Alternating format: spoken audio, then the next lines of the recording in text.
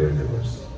I am here at Arca Hall in North Edmonton, where behind me many community members came here for a fundraising dinner for the new project of Edmonton Islamic Academy.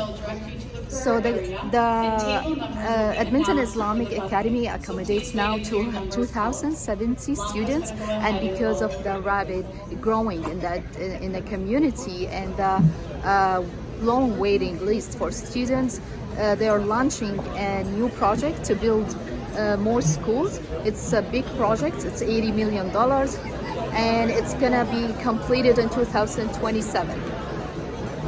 As legends, we say, وَلَا غَالِبْ إِلَّا اللَّهُ. Let's read. Let's be strong. Let's grow. Grow in faith. Grow in knowledge. Grow in action. Let's be fearless. Let's fight to win. All right, ladies and gentlemen, we've got 2 million. I'm looking for 3. 1 more million. Stand up and say you will do it. Now, I'll tell you, the million doesn't have to be paid right away. You can do it tomorrow morning if you'd like. But we don't take Visa, so you won't get points. You won't be able to fly back to, right, Zayd, to Yemen. Everyone help me in welcoming Mr. Shaun King and Professor Khaled Beydoun.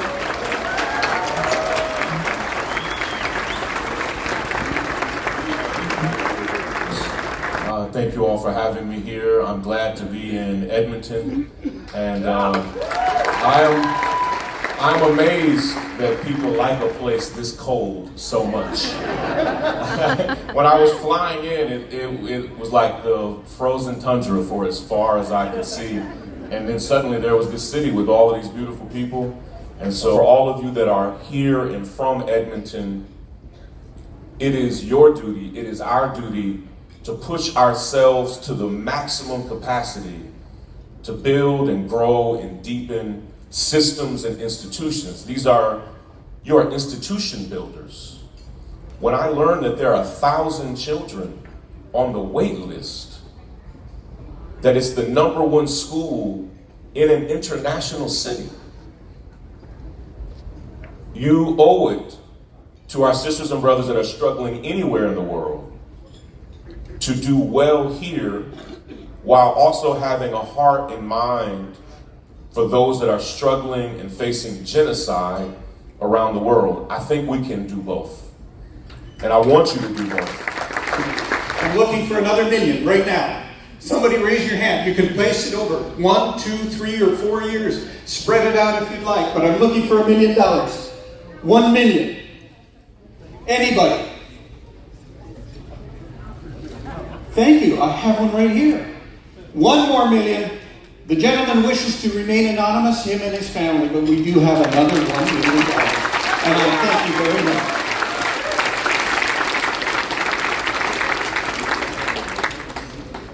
That's 3. But I don't want this school to be a school that is only accessible to the wealthy. I don't want this school to only be accessible to the haves and those who live on the nice side of town. I want this school to be a school that shapes the worldview Brother Shaun is talking about. I want this school to be an engine for dawah. And what I mean by that is, not only Muslim students should go to this school. If there are poor and working class indigenous students, raise money and give them scholarships.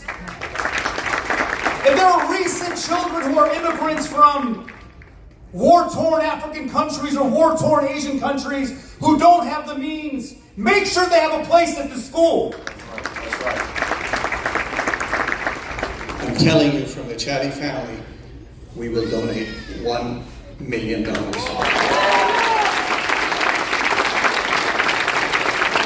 We are now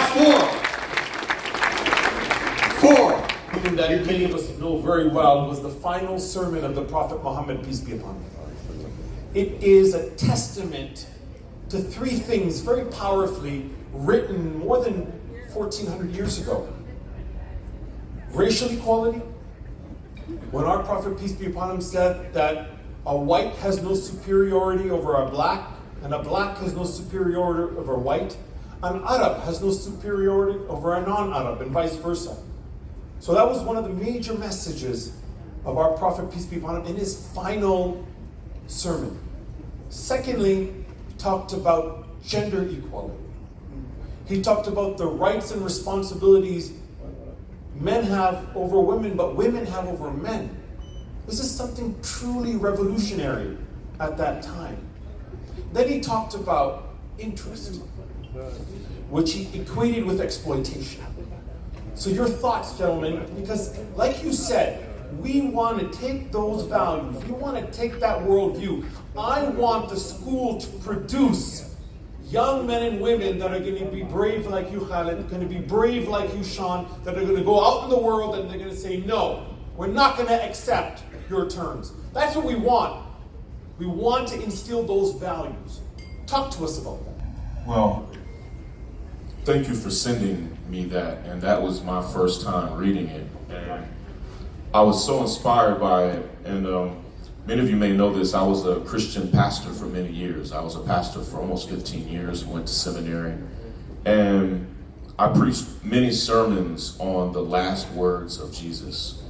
And I think the most important thing I learned studying the final, not just the very last words of Jesus, but the last 200 or 300 words that he had. When someone knows they're near death, they choose their words carefully. They say something that they desperately want the audience to remember. So when I read that, I could not help but think, like, every lesson in here, you know, this was before highlighters and bold print, but like I got the feeling like he wanted all of this highlighted in yellow, bold print, like this was meant for these to be like life principles. And any of us, I was a hospital chaplain and a hospital counselor, and often people would ask, like, what are the final things they should say to family, to friends?